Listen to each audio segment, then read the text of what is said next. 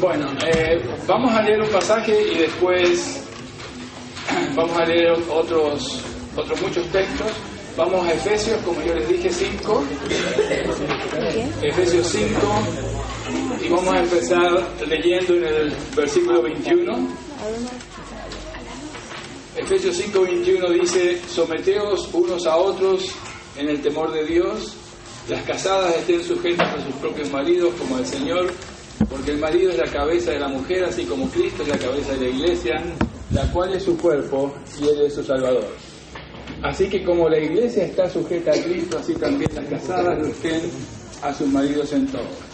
Maridos, amad a vuestras mujeres, así como Cristo amó a la iglesia y se entregó a sí mismo por ella, para santificarla, habiéndola purificado en el lavamiento del agua por la palabra, a fin de presentársela a sí mismo una iglesia gloriosa, que no tuviera mancha, ni arruga, ni cosa semejante, sino que fuese santa y sin mancha.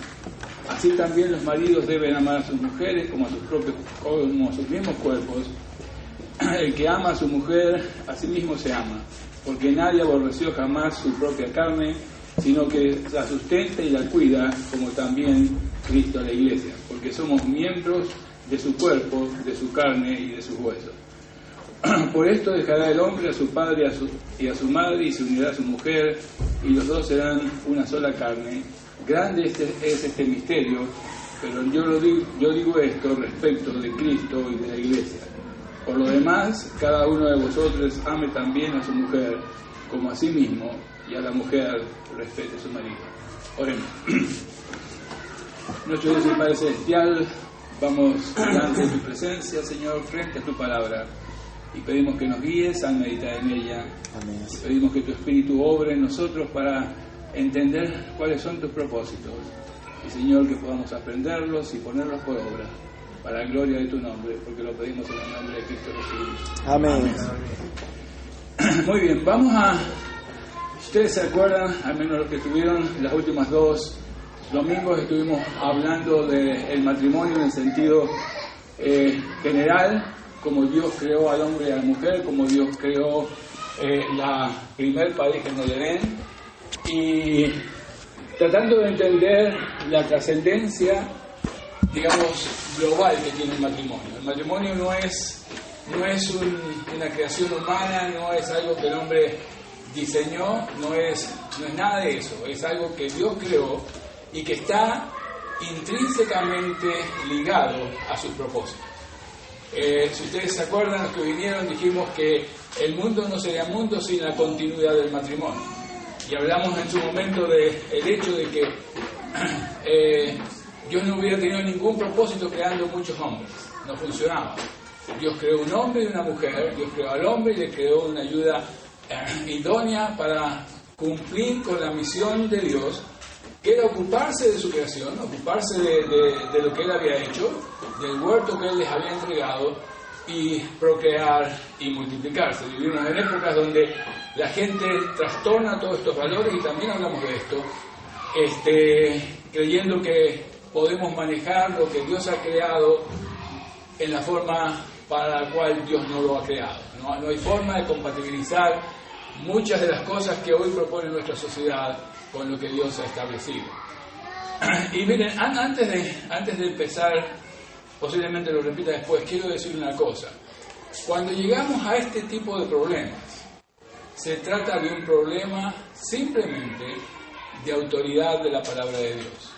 Si no cumplimos lo que Dios dice, si no hacemos las cosas como Dios las dice, digamos, estamos negando la autoridad de la Biblia. O sea, si creemos realmente que la Biblia tiene plena autoridad y es inerrante, que no tiene ningún tipo de fallas, no podemos comprometer las cosas que son esenciales, ni las otras tampoco, pero fundamental las cosas que son esenciales con lo que el mundo nos dicta. El mundo nos va a decir hoy, las culturas han pasado a través de los años, han tratado de establecer cómo se hacen las cosas, y han fracasado los reyes, han fracasado los imperios, por desconocer los propósitos de Dios. No podemos caer como iglesia y como hijos de Dios en el punto de decir, bueno, estas cosas las podemos flexibilizar, estas cosas las podemos suavizar. Lo que dice el mundo, al final y al cabo, no es tan diferente. Cuando hacemos eso, yo quiero que ustedes lo tengan bien claro, estamos diciendo que la palabra de Dios no es verdad totalmente. Estamos atentando contra la autoridad de la palabra de Dios, estamos atentando contra su inerrancia, el hecho que no hay equivocaciones, y estamos atentando contra el hecho que Dios quiso revelarse explícitamente a nosotros, y nosotros queremos negarlo de una manera u otra. Lo primero que quiero es que vamos a hablar fundamentalmente del versículo 21 y 22 y un poco 23, pero quiero llevarlos a dar un pequeño paseo por Efesios, porque es extremadamente importante que sepamos qué está pasando, ¿está bien? Porque, a ver, si uno lee los versículos del 22 al 33 y mira alrededor, la única expresión que cabe es ¿quién es el que está loco? Esto no cuadra con el mundo que vivimos. Y es importante que si hemos dejado que el mundo nos influencie de tal manera que empezamos a ver estas cosas como cosas raras, entonces algo serio pasa en cada uno de nosotros cuando pensamos de esa manera. De paso, si se animan, cuesta un poquito más de media hora, para el domingo que viene lean todo Efesios y lean el capítulo 5 varias veces para tratar de lograr entender lo que yo voy a tratar de transmitirles en unos pocos minutos, pero no se puede hacer todo. Si ustedes van al capítulo 4 de Efesios, una o dos páginas antes, el capítulo 4, Efesios tiene dos partes. Los primeros 3 capítulos son lo que los teólogos llaman los indicativos, o sea, las razones por las cuales tenemos que hacer cosas. Y del capítulo 4 en adelante son lo que llaman los imperativos, son las órdenes. Son las cosas que Dios nos dice que tenemos que hacer, en este caso por boca del apóstol Pablo. Así que el capítulo 4 empieza justamente son como las conclusiones de las verdades, de las doctrinas de Dios, cómo esas doctrinas aplican a nuestra vida. Y el versículo 4 dice, el capítulo 4, versículo 1 dice: yo pues, preso en el Señor, os ruego que andéis como es digno de la vocación con que fuisteis llamadas, con toda humildad y mansedumbre, soportándoos con paciencia los unos a los otros en amor. Si ustedes piensan un poquito en eso, es una buena descripción de la vida cristiana. O sea, Dios nos ha llamado a vivir de acuerdo al llamamiento que tenemos. Y muchas veces confundimos el llamamiento que Dios nos hace con una versión un tanto distorsionada o muy débil de lo que es el Evangelio. Muchas veces creemos que el llamamiento de Dios es cuando Dios nos llama a creer en Él. Pero Dios nos llama a creer en Él y nos llama a vivir de la forma que Él quiere que vivamos. O sea, no existe el negocio de que yo quiero salvarme y yo sigo viviendo mi vida como yo quiero. Ese negocio no existe, ¿está bien? Eso no es bíblico. Dios nos llama y nos salva con propósito. Con un propósito totalmente bien definido en la Biblia y en especial bien definido respecto de lo que es el matrimonio. Si ustedes se acuerdan, Pablo escribe en los Romanos y empieza también justamente la parte de las cosas que debemos hacer, de los imperativos, diciendo: os ruego por las misericordias de Dios. O sea, Pablo no está diciendo algo que es medianamente importante. Pablo está rogando a la iglesia de Éfeso que por favor se tome en serio su vida cristiana. Eso es lo que él está haciendo. Andéis como es digno de la vocación con la cual fuisteis llamados. Andéis en forma compatible con el llamamiento que habéis recibido. ¿Cómo uno hace eso? Con humildad y mansedumbre, lo que dijimos después, soportando con paciencia los unos a los otros. Después de eso viene todo de paso, esos versículos están dentro de lo que, al menos en mi Biblia, dice que es la unidad del Espíritu. Y después de eso, habla Pablo en Efesios 4 de la nueva vida en Cristo. ¿Qué capítulo, no? empezando a decirnos que somos responsables de vivir de acuerdo a una cierta vocación, que es la que Dios, por la cual Dios nos ha llamado, y después habla de la unidad del Espíritu y habla de la nueva vida en Cristo. Si ustedes quieren, habla de la vida cristiana. En Efesios 5:1 empieza con una cosa semejante: sed pues imitadores de Dios como hijos amados. Hay otras versiones que dicen: seguid el ejemplo de Dios como hijos amados. En la condición de hijos, en medio de esa vocación con la cual Dios nos ha llamado. Y de nuevo, es un llamamiento a una vida cristiana seria. Dice: andad en amor, como también Cristo nos amó. Sigue después diciendo: andad como hijos de Dios. No es cierto que podemos vivir nuestra vida cristiana como nosotros queremos, ¿está bien? No hay ningún lugar en la Biblia que diga eso. Pero acercándonos más al pasaje que tenemos, en el versículo 15 dice: mirad pues con diligencia cómo andéis. ¿Cuáles son las posibilidades? ¿Necios o sabios? Dice: ¿cómo andéis?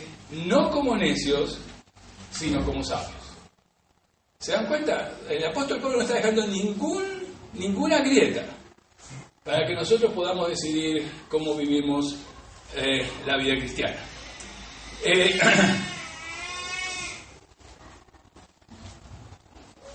En el versículo 21, que en mi Biblia está, y posiblemente en casi todas las de ustedes, está en el párrafo siguiente, donde con el título de someteos unos a los otros. En realidad ese versículo es parte del párrafo en griego del párrafo anterior, ¿está bien? No está movido, digamos. Hay algunos que dicen es una especie de puente, pero literalmente en el griego es parte del párrafo que va desde el versículo 15 hasta el versículo 21. Y eso es bien importante. Por varias cosas. Porque habla de, si ustedes se fijan, lo que dice ese párrafo, empezando con el versículo 18, un versículo que casi todos conocen: no os embriaguéis con vino, en lo cual hay disolución, antes ser llenos del Espíritu Santo. Todo lo que sigue son manifestaciones del Espíritu Santo, ¿está bien? Y entre ellas hay varias que las vamos a mencionar después, pero que es importante darnos cuenta que someternos unos a otros es justamente el resultado de ser llenos del Espíritu Santo. Miren, solamente quienes han aprendido a servir a otros en el poder de Dios por la obra del Espíritu Santo tienen la capacidad de enfrentar el matrimonio como Dios quiere, el matrimonio que Dios ha creado. Hay muchas cosas que hoy llevan el nombre de matrimonio, no tiene nada que ver con la creación de Dios, pero es solamente cuando el Espíritu de Dios viene a morar en nosotros y lo dejamos que actúe, que eso puede pasar.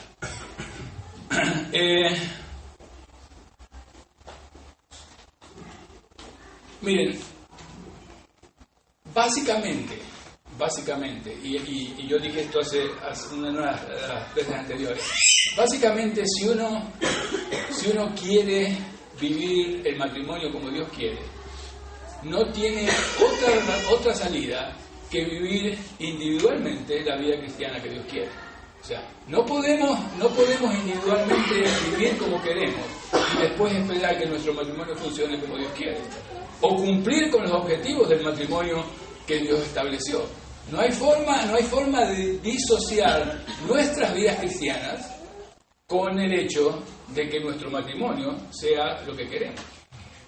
¿Se dan cuenta? Vivimos la vida cristiana dentro del matrimonio. Y ¿saben una cosa? Es la manifestación más íntima de la vida cristiana. Y yo les voy a decir por qué. Porque es muy fácil vivir la vida cristiana los domingos aquí, y sobre todo si vamos a tomar café, todos somos buenos cristianos. ¿Está bien?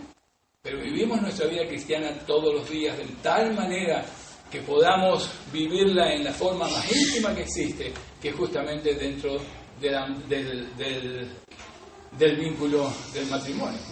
No es lo mismo vivir con alguien y mostrar que somos cristianos por 5 minutos, o 10, o 1 hora, o quizás 2 horas.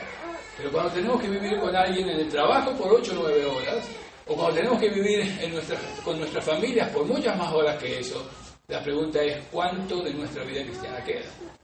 Y sin la obra del Espíritu no hay matrimonio cristiano. O sea, no es lo que nosotros podemos producir, es solamente lo que el Espíritu de Dios puede producir.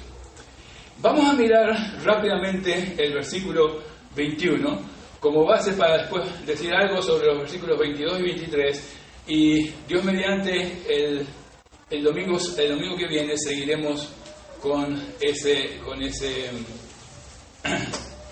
el resto del pasaje que hemos leído.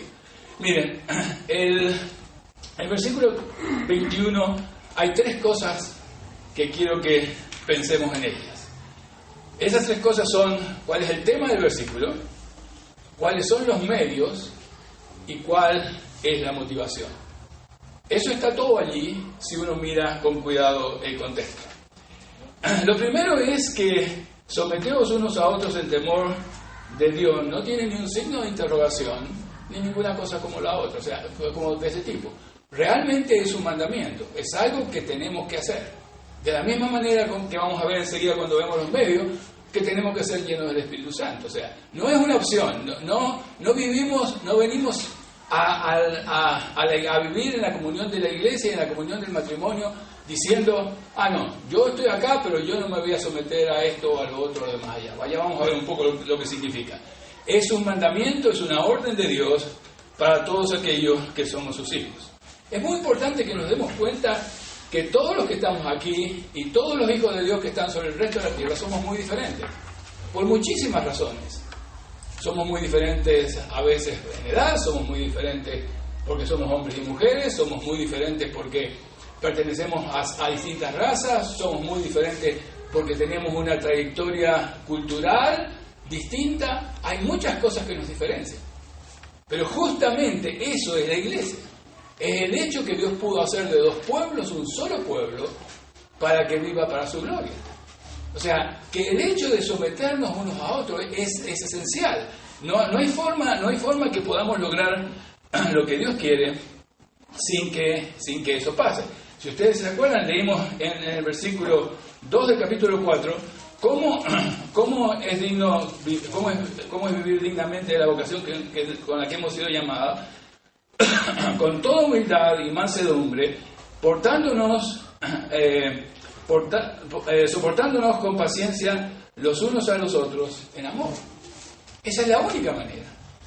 Esa es la única manera que podemos convivir. Esa es la única manera que podemos convivir dentro del matrimonio. Esa es la única manera que podemos convivir en la sociedad. Esa es la única manera que podemos convivir en la familia. El someterse es parte del plan de Dios. Y Dios no estaba haciendo algo que le era completamente extraño. El Señor Jesucristo tuvo que someterse para hacerse carne y vivir en este mundo para salvarnos. La sumisión trabaja dentro de la misma Trinidad. Miren, hay una cosa que muchas veces no entendemos, simplemente porque no miramos con cuidado, no porque sea difícil de entender. Pero si hay algo que nos humilla, es el Evangelio. Si hay algo que nos humilla, es el Evangelio. Muchas veces tomamos el Evangelio como una cosa que la podemos manejar. El Evangelio es un regalo, es un don de Dios, no lo merecíamos, somos salvos por gracia. ¿Qué buscamos? ¿Qué nos creemos cada uno de nosotros cuando estamos dispuestos a no someternos, digamos, en cualquier ámbito que nos toca vivir? Miren, es muy común, es muy fácil y también es muy de este mundo llegar a un lugar y decir, yo soy aquí la persona más importante que hay. Y de una forma o de otra, en distintos ámbitos y por distintas razones, yo dudo que a alguno de nosotros no se nos haya pasado ese tipo de pensamiento. Naturalmente, puesto por nuestra carne o puesto a lo mejor por Satanás. Pero el Evangelio nos dice que no somos nada. Que si somos algo, somos solamente en Cristo Jesús. Para que ustedes vean, por ejemplo, la iglesia de Corintios tenía serios problemas en este sentido. Realmente serios problemas. Pero para que ustedes vean uno de ellos, hay muchos más. En 1 Corintios 4:7, Cuando el apóstol Pablo está hablando del ministerio y está hablando en medio de un clima enrarecido, fundamental, por muchas cosas, pero fundamentalmente por los dones y por aquellos que creían que tenían los dones más importantes y que los otros dones no servían y todo este tipo de cosas, dice, porque ¿quién te distingue? El versículo 7 del capítulo 4, 1 Corintios. ¿Quién te distingue? ¿O qué tienes que no hayas recibido? Y si lo recibiste, ¿por qué te glorias como si no lo hubieras recibido? Yo creo que no necesita absolutamente ninguna explicación. Todo lo que podemos vivir en la vida cristiana y todo lo que podemos vivir en nuestro matrimonio es algo que nos es dado de parte de Dios. Y no me malinterpreten, cada uno tiene sus dones y su rol que jugar en los planes de Dios, pero no podemos usar ninguna de esas cosas para diferenciarnos de los demás en el cuerpo de Cristo, porque hay un solo Señor en la iglesia. Los demás somos todos siervos de una manera o de otra, y estas cosas no escapan al matrimonio, porque vivimos nuestro matrimonio, ¿no?, exactamente en el ámbito de la obra del Espíritu en nuestras vidas. Miren, quiero mencionar algo porque lo escuché y realmente me impactó. Vivimos en un mundo donde a los niñitos de 4, 5 y 6 años, ¿está bien?, se les muestra que son lo más importante en este mundo. Yo les voy a mencionar una cosa que pasa mucho en Estados Unidos. Cuando llega el fin del curso, se dan premios. Todos los chicos reciben premios. Todos. ¿Por qué? Porque no hay que discriminar. Porque son todos igualmente importantes. Esa no es la vista del Evangelio. ¿Está bien? Y tenemos que tratar como iglesia y como padres de entender que los niños no pueden creer desde que son chiquititos que ellos son el centro del universo y que todas las cosas son para ellos. Muchas veces distintas actitudes, y si vamos a hablar un cachito de eso después cuando hablemos de el hogar y de los padres, eso es un peligro latente, porque el chico que aprende que es el centro del universo cuando tiene 2 años, no hay quien lo pare cuando tiene 8. Y como mi madre sabía decir de mi mismo hermano, si yo no lo corrijo, él me va a pegar. Entonces tenemos que ser extremadamente cuidadosos con tratar de sembrar en los niños recién nacidos una idea de que yo no me someto a nadie, yo soy el que manda. Y uno ve desgraciadamente muchas veces padres que tienen que bailar al son de lo que los hijos dicen. Eso está en contra de esta idea de sometimiento. ¿Se dan cuenta? Llega hasta esos extremos.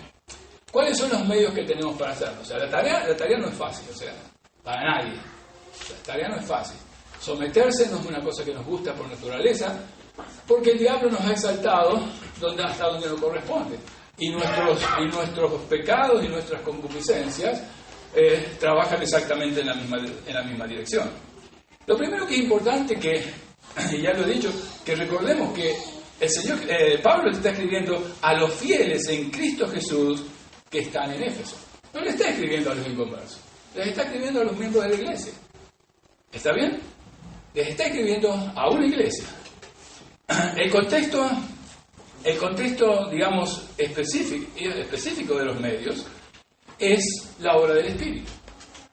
Ese es el único medio que tenemos para hacer eso. Miren, yo creo haberlo dicho alguna vez, pero lo voy a repetir. La vida cristiana no es difícil, es imposible, a menos que la vivamos en dependencia del Espíritu. ¿Está bien? Por eso, yo soy por ahí un tanto enemigo, y muchas veces conversamos de esto con Susana, un tanto enemigo de las reglas. Porque es muy fácil bajar un conjunto de reglas. Yo les digo, mira, hagan estas 25 cosas y estas 25 cosas no las hagan. Y entonces ya está. Ustedes pueden hacer esas 25 cosas que tienen que hacer y no hacer las otras. Que si eso no nace del fruto del Espíritu en la vida de ustedes, no sirven delante de Dios absolutamente de nada. Porque lo único que estamos haciendo es mímica. Y somos expertos en hacer mímicas. Para decir, miren qué buen cristiano que yo soy. Eso no es lo que funciona. Lo que funciona es la promesa de Dios del Espíritu Santo de vivir y morar en nosotros, de anunciarnos el pecado, de hacernos conscientes de lo que estamos haciendo mal y de entregarnos, si nosotros lo queremos, el poder que nos puede librar de esas cosas y nos puede llevar a una vida transformada. Miren, Pablo empieza en la misma carta de Efesios, en el capítulo 1, los versículos 13-14 dice: en él también vosotros, habiendo oído la palabra de la verdad, el evangelio de vuestra salvación, y habiendo creído en él, fuisteis sellados con el Espíritu Santo de la promesa, que es las arras de nuestra herencia, hasta la redención de la posesión adquirida para la alabanza de su gloria. Dos cosas importantes. Hemos sido sellados por el Espíritu Santo. Y el Espíritu Santo espera que nosotros vivamos de acuerdo a lo que Él obra en nuestra vida. Pero además de eso, hemos sido sellados por el Espíritu Santo para la alabanza de su gloria. ¿Se dan cuenta cuán importante es eso en vista de lo que hemos leído en el capítulo 4, versículo 1, 2, y en el capítulo 5, el versículo 1, y después en el capítulo 5, el versículo 15? Hemos sido sellados para vivir de esa manera, hemos sido sellados para vivir para la gloria de Dios. La pregunta es, ¿nuestras vidas individuales están conducidas de tal manera que vivimos para la gloria de Dios? ¿Nuestros matrimonios están de tal manera que pueden glorificar a Dios en un mundo donde los matrimonios se disuelven, donde la gente deja de creer en el matrimonio, donde todas las cosas que ustedes saben están pasando? Miren, somos la única esperanza como matrimonios, individualmente también, pero como matrimonios, para este mundo, para que el mundo entienda que ellos no pueden hacer lo que un matrimonio cristiano puede hacer. Ese es nuestro deber como matrimonios bajo el cuidado de nuestro Dios. El versículo 18 que ya leímos: antes bien sed llenos del Espíritu. Miren, dos cosas que quiero decir respecto de eso. La primera es que el verbo está en pasivo, lo cual quiere decir que nosotros no lo podemos hacer. Dice, sed llenos. No dice llenados del Espíritu. Dice, sed llenos del Espíritu. Eso es algo que alguien hace por nosotros, y lo hace el Espíritu Santo. Pero además, nosotros debemos permitirlo y desearlo. ¿Está bien? Las dos cosas. Si no deseamos que el Espíritu Santo limpie nuestras vidas, acuérdense Romanos 12:1. Ser transformados. En nuestras versiones desgraciadamente dice transformados, pero el original dice ser transformados por el Espíritu de Dios. Si esa transformación no existe, no podemos vivir vidas cristianas productivas y no podemos tener el matrimonio que posiblemente estemos buscando. Miren, la llenura del Espíritu Santo está escrita en el verbo en presente y es una acción continua.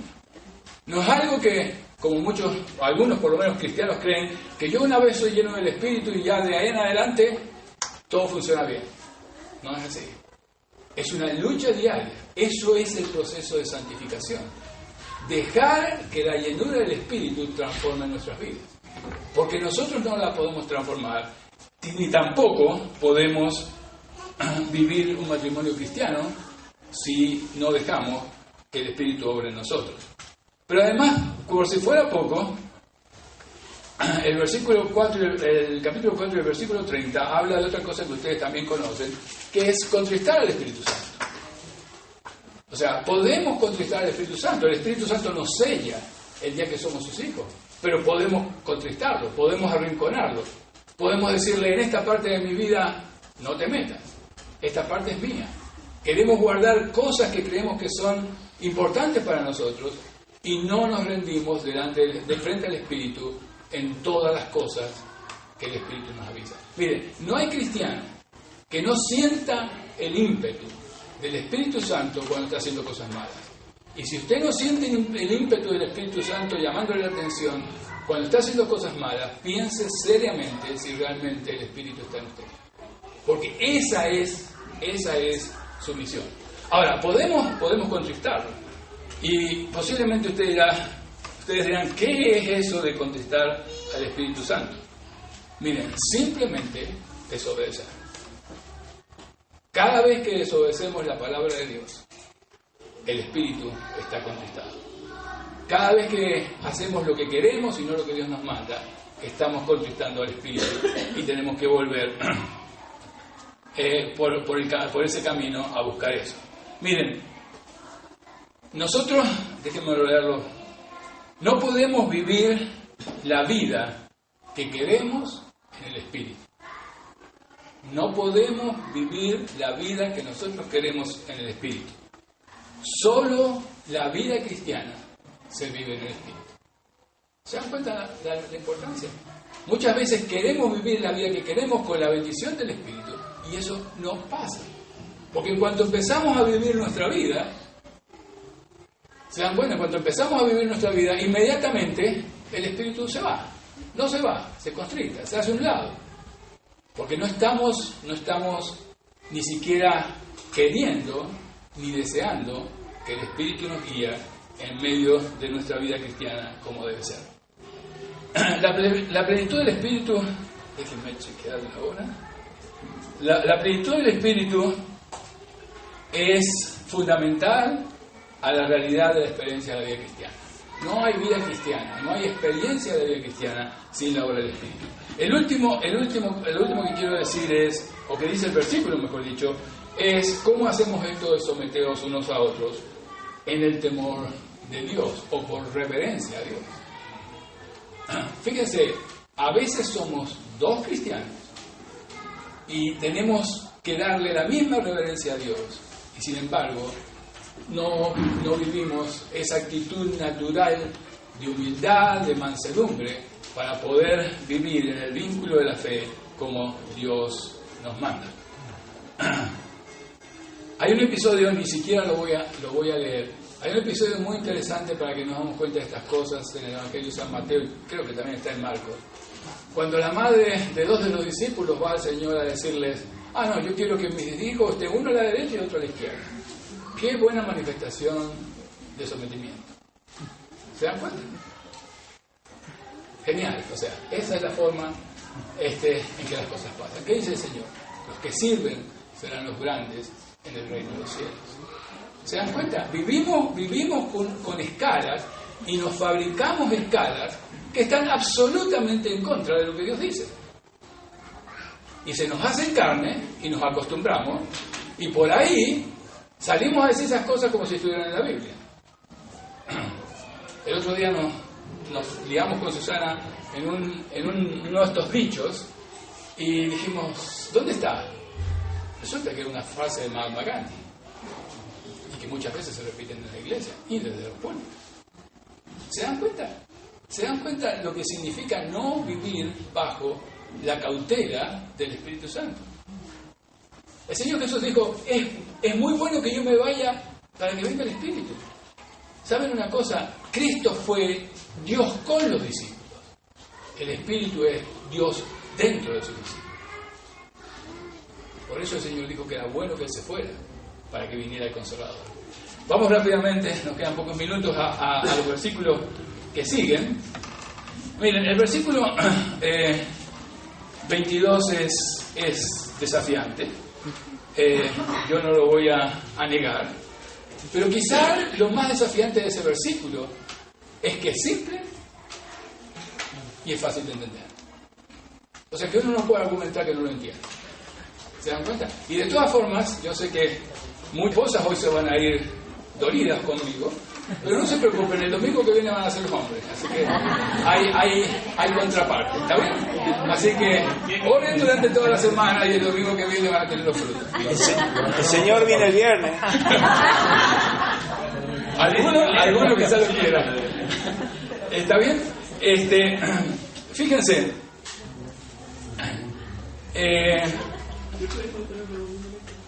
El versículo 22 presenta de alguna manera el 22 las directrices. El versículo 23 trata de dar las razones que Dios tiene para eso, ¿está bien? Pero miren, la palabra sumisión siempre levanta todo tipo de reacciones, ¿está bien? No importa quién sea, no importa dónde estemos, cuando esa palabra aparece, uno empieza a pensar, eso me toca a mí, no me toca, ¿cómo me puedo escapar? ¿Cómo hago con esto? ¿Está bien? Déjenme volver un poco al mismo tema. ¿Por qué eso pasa? Porque tenemos dudas de que algo que Dios dice es exactamente lo mejor para nosotros. Ese es el problema fundamental. Cuando las Escrituras nos tocan directamente, en la forma que sea, el tema que sea, el versículo que sea, es porque hay dudas dentro de uno de si eso es lo mejor que Dios quiere para nosotros. O lo que es peor, si estamos dispuestos a vivir la vida cristiana como Dios quiere que la vivamos. Y muchas veces ese es el problema principal. Y otras veces es algo en especial que nos asusta, que nos dice, no, esto no puede ser. ¿Por qué es esto? ¿Cómo puede ser? Y empezamos a pensar, ¿cómo puede ser que un Dios que es amor y que es justo pida este tipo de cosas? Estamos tan cargados de la cultura en que vivimos que no podemos llegar a creer que lo que Dios nos dice es lo mejor para nosotros. ¿Se dan cuenta? Miren, si uno lee este pasaje que hemos leído, en medio del mundo hoy, no solamente es no políticamente correcto, sino que es radicalmente opuesto. O sea, la gente nos va a tratar de locos, la gente nos va a tratar de no considerar al ser humano. Seguro que no estamos considerando al ser humano, lo estamos considerando en el marco de que Dios es Dios y el hombre y la mujer son hombre y mujer. Pero cuando queremos tomar estos pasajes y pensar, no, esto no puede ser, ¿a la vista de qué no puede ser? ¿A la vista de nuestros intereses? ¿A la vista de nuestra sociedad? ¿A la vista de una sociedad que trata de construir un matrimonio que no tiene nada que ver con la Biblia? ¿Se dan cuenta que el problema es de nuestra actitud hacia la Biblia? O nos creemos lo que Dios nos dice, o fracasamos. No hay alternativa. O nos creemos que esto que Dios nos dice es la forma en que Dios quiere que funcione y que Dios es extremadamente más sabio que nosotros y que sus pensamientos son mucho más altos que nuestros pensamientos. Nos metemos debajo de esa realidad que es lo que nos corresponde, o vamos a terminar mal, no importa qué hagamos. Estas son las instrucciones de Dios. Y fíjense, esto no ocurre, me he tomado este tiempo para hacerle ver especialmente a las esposas, que esto no ocurre en el vacío, esto ocurre en el marco de la iglesia y de la vida cristiana. ¿Se dan cuenta? No es que Dios agarró a las esposas y les dijo, esto es lo que tiene que pasar. No. El versículo 21 no habla ni de mujeres, ni de hombres, ni de niños. Dice, someteos unos a otros en el temor de Dios. Pero cuando lo leemos allí en el versículo 22, nos espantamos. Una cosa más que quiero decir respecto de eso es lo siguiente. Miren, déjenme decir esto porque es importante desde el punto de vista histórico. En los años 70, John Stott, el gran teólogo y predicador inglés, decía que la sumisión es una palabra... Años 70, 1970, 50 años atrás. La sumisión es una palabra fuera de moda que en nuestra sociedad ha sido cambiada por permisividad y libertad. ¿Se dan cuenta? Hace 50 años. Basta mirarse acuerdan, hace 50 años dijimos un poquito más, 10 años más había empezado la revolución sexual. ¿Se dan cuenta cómo el diablo se encarga de cambiar los significados, aún los sentidos de las palabras, a fin de llevarnos por el camino que no nos corresponde? Miren, es imposible pensar una sociedad sin sumisión. Dios puso orden desde el primer día en el jardín del Edén. Y ese orden no tiene que ver con la calidad de los seres humanos. Ese orden tiene que ver porque Dios en su inmensa sabiduría decidió poner orden. Puso orden dentro del matrimonio, dentro de la familia, dentro de la iglesia y en los gobiernos. Dios puso orden en todos los ambientes. Y ese orden que Dios ha puesto lo tenemos que entender. Ahora, quiero hacer 2 o 3 salvedades y con esto terminamos. Sumisión no implica claramente inferioridad en el matrimonio.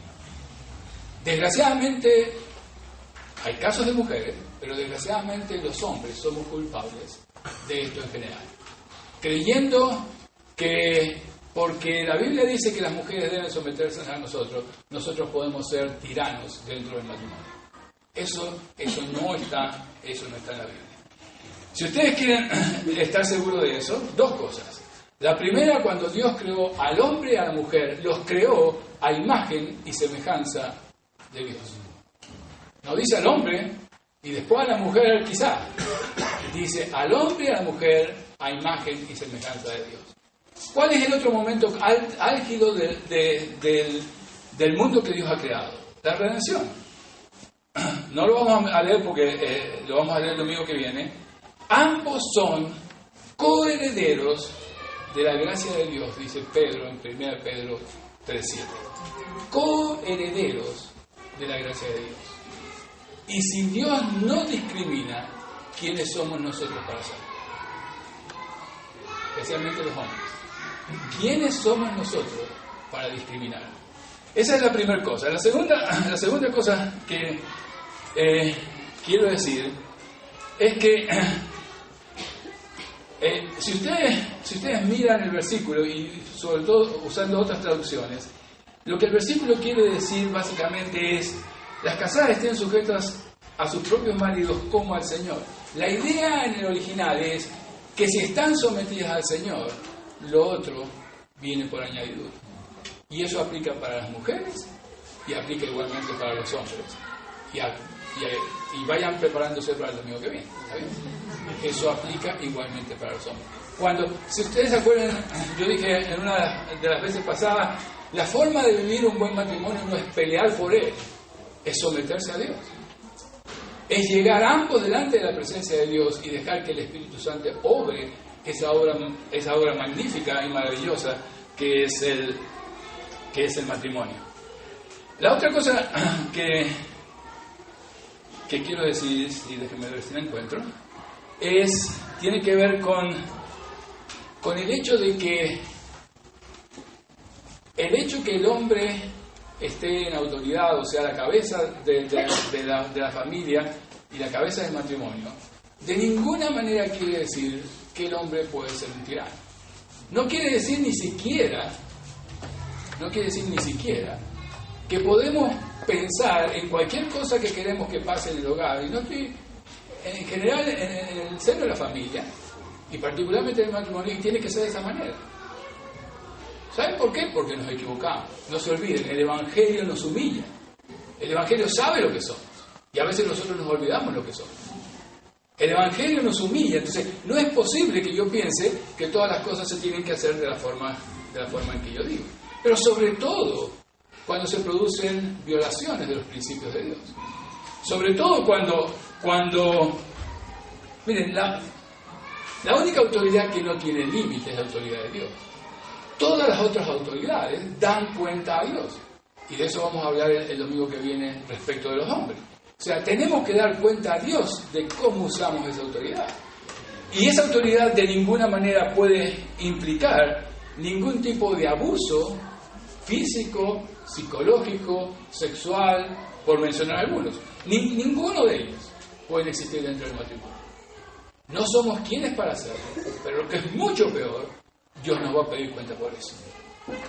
Entonces, mucho cuidado con tratar de entender estas cosas de la forma que no es. Tratar de pensar, bueno, pero al final y al cabo, yo soy el responsable, yo mando. No. Sumisión no tiene nada que ver con que yo mando. Además, muchos matrimonios, yo diría casi todos, saben que las mujeres saben hacer muchas cosas mejor que nosotros y nosotros sabemos hacer ciertas cosas mejor que ellas. Fuimos creados para vivir en ese ambiente. Dios creó a la mujer para ¿se acuerdan el domingo pasado? Tomar el costado para estar al lado nuestra. No de nuestra cabeza para no ser pisoteados, ni de nuestros pies para no pisarlas. Bajo nuestro brazo para cuidar de ellas, está bien, y para amarlas. O sea, uno no puede agarrar un versículo y leerlo así solito y olvidarse de todo el contexto que hay detrás de esto. ¿Cómo hemos llegado a este punto? De una forma muy sencilla. No tenemos tiempo, pero vayan y lean Génesis 3. Y van a ver la destrucción que produjo el pecado. La destrucción total que produjo el pecado. Y Dios tuvo que tomar medidas drásticas, yo diría medidas drásticas de emergencia, para que el hombre no llegara a disociarse por completo y a perderse por completo. Y esas instrucciones vienen a causa, miren, estas instrucciones vienen a causa del pecado, para hombres y para mujeres, no vienen a causa de que Dios quiere tratar de molestarnos. Lo que Dios quiere es que podamos rescatar en medio del mundo, de este mundo en que vivimos, lo máximo de ese ideal de matrimonio que Dios creó en el huerto de Edén. Ese es el desafío. Pero ese es un desafío que no podemos hacer por nosotros solos. No importa qué usted haga, no importa hombre o mujer por su matrimonio, no va a funcionar hasta que no sea el resultado del Espíritu Santo recreando dentro de nosotros. De la misma manera que el Evangelio recrea nueva vida en nosotros, el Espíritu Santo puede recrear el modelo de Dios para el matrimonio en una forma que no nos podemos imaginar. En una forma que ni siquiera nos podemos imaginar. Dos cosas más para dejar, digamos, para hacer mención a esto. El versículo 33 dice: por lo demás, cada uno de vosotros ame también a su mujer como a sí mismo, y la mujer respete a su marido. Y hay un versículo más que quiero leer en Tito, y posiblemente vamos a hablar de esto un poquito cuando hablemos de la familia. En Tito capítulo 2 dice, el versículo 3 dice: las ancianas asimismo sean reverentes, Tito 2:3, sean reverentes en su porte, no calumniadoras, no esclavas del vino, maestras del bien, que enseñen a las mujeres jóvenes a amar a sus maridos y a sus hijos. Miren, leo eso, lo primero porque tiene una carga de contenido impresionante, pero leo eso porque yo he sentido muchas veces en muchos ámbitos, y en algunos casos, ¿por qué no?, desde este mismo lugar. Es decir, que el papel de la mujer es respetar a su marido, pero que no tiene que amar. ¿Está bien? Hay gente que tiene una Biblia que Tito no estaba allí. ¿Está bien? Ojo, las mujeres deben amar a sus maridos y a sus hijos. ¿Y saben qué es más importante? Y esto vamos a hablar el año que viene. Que tienen que ser enseñadas para hacerlo. Y si somos enseñados para amar, amar no es generalmente lo que nosotros creemos que es. De eso vamos